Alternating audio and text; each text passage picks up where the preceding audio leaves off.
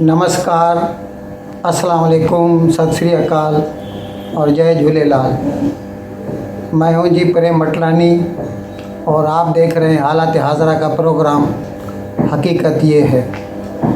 Programme शुरू करने से पहले आप सबसे मेरी दरख्वास्त है कि जिस किसी साहब या साहिबा ने अब तक हमारे इस चैनल को सब्सक्राइब नहीं किया, हज़राए करम जल्द से जल्द इसको सब्सक्राइब करें, प्रोग्राम को लाइक करें, शेयर करें और घंटी का बटन दबाना न भूलें।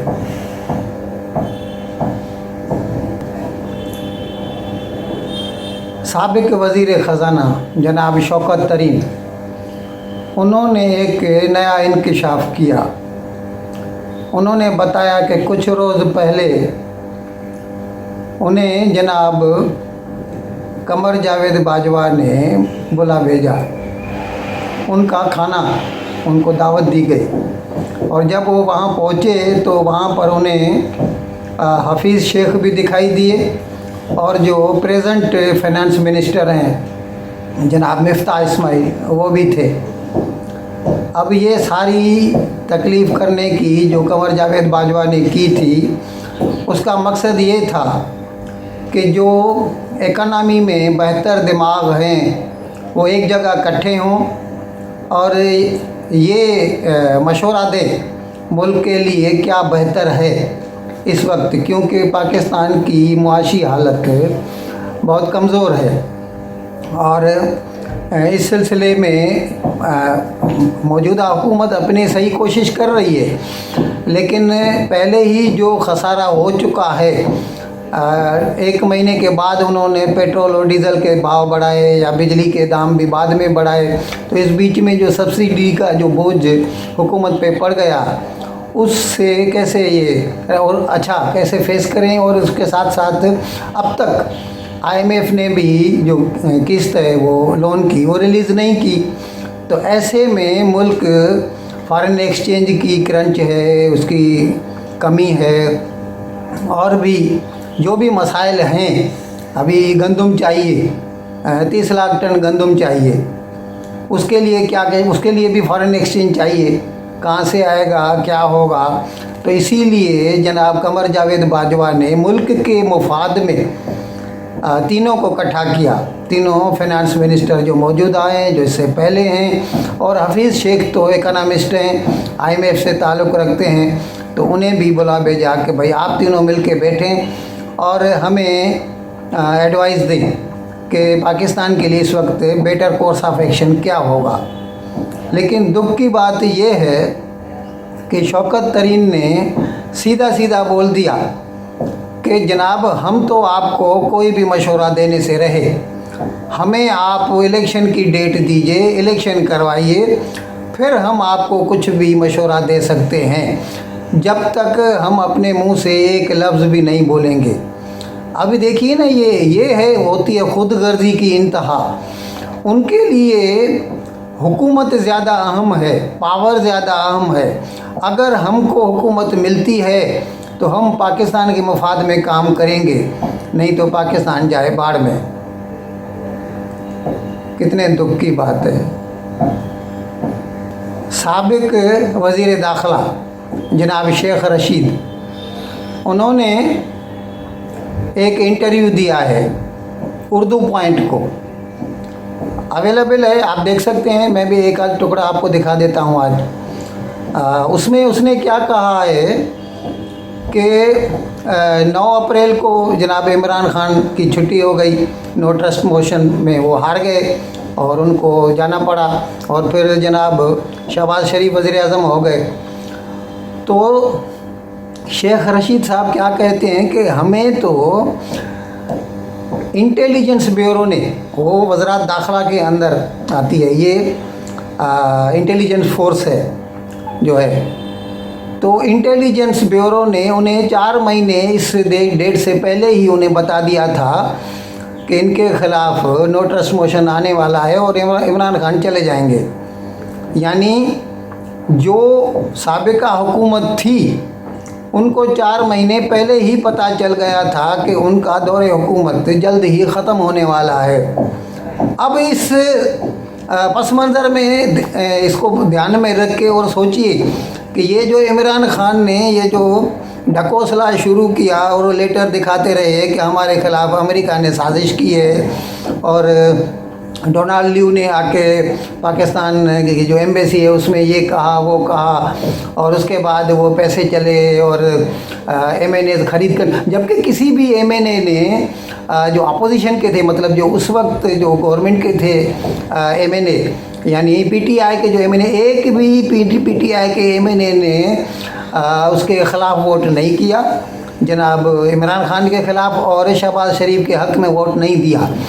हाँ, ये अलग बात है कि उनके जो इत्तेहादी थे उस वक्त, यानी मुत्तहिदा कौमी मूवमेंट या बाप, ऐसे जो थे इत्तेहादी, वो फिर गए, उन्होंने साइड चेंज कर ली तो हुकूमत गिर गई।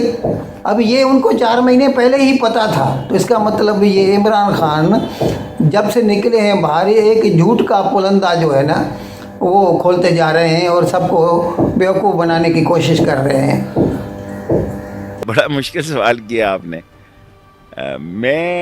मेरे पास तो आईबी की रिपोर्ट्स थी 3-4 महीने से कि हम जा रहे हैं। खान साहब को ये यकीन था कि वो अदम एतमाद नहीं होगा। जिस दिन एमक्यूएम गई और बाप गई और एमक्यूएम ने मुझे अलहदगी में बता दिया कि हम आखिरी टाइम पे चले जाएंगे, तो मैंने अपना घर खाली कर दिया। जिस तरह नवाज शरीफ के दौर में पहले कर दिया था, इसी तरह कर दिया। पाकिस्तान हुकूमत ने बिजली बचाने की नीयत से एक तो उन्होंने हफ्ते के जो वर्किंग डेज हैं 6 दिन से 5 दिन कर दिए, 5 डे वीक कर दिया है। नाजरीन को इल्म होगा कि इमरान खान के वक्त में 5 डे वीक हो गया था, और जुमे के रोज़ आधा दिन होता था और हफ्ता और इतवार मुकम्मल छुट्टी रहती थी, जो कि शहबाज शरीफ ने अपने आने के बाद उसको फिर बदली कर दिया और हफ्ते की छुट्टी मनसूख कर दी। लेकिन अभी बिजली बचाने की गर्ज से मजबूरन इस गवर्नमेंट को भी यही करना पड़ रहा है कि अभी वो 5 डे वीक कर दिया है, ताकि इस ऑफिस कम खुलें तो बिजली कम खर्च होगी, पेट्रोल भी कम खर्च होगा अफसरों का।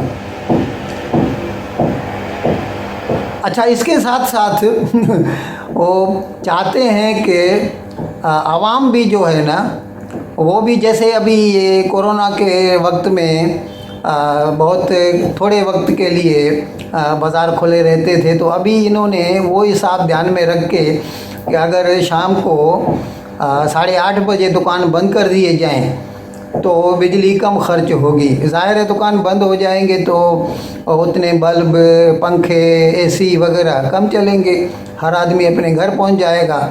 लेकिन अभी इससे क्या है कि जो मुतवसत तबका है, वो जो व्यापारी तबका है, वो नाराज़ हो जाएगा मौजूदा हुकूमत से। और नून लीग की तो ये कॉन्स्टिट्यूंसी है, लेकिन उन्होंने फिर भी ये रिस्क उठाया है और एक तो 5 डे वीक कर दिया है और दूसरे क्लोजिंग टाइम दुकानों के लिए 8:30 मुकर्रर कर दिया है।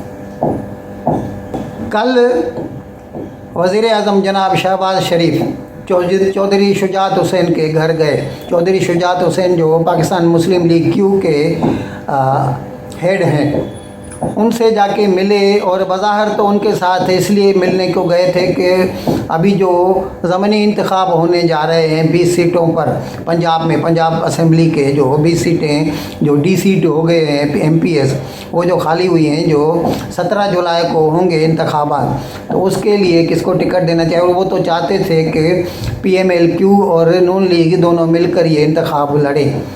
और उसमें जो मुज़ाकरात हो रहे थे तो उसमें मोहतरमा फ़ारूक ख़ान भी उनके साथ शामिल हुई, और सुनने में आया है कि शायद कुछ रोज़ में मोहतरमा फ़ारूक ख़ान को मरकज़ी सरकार में ले लिया जाए, एक काबीना का मेंबर बना दिया जाए।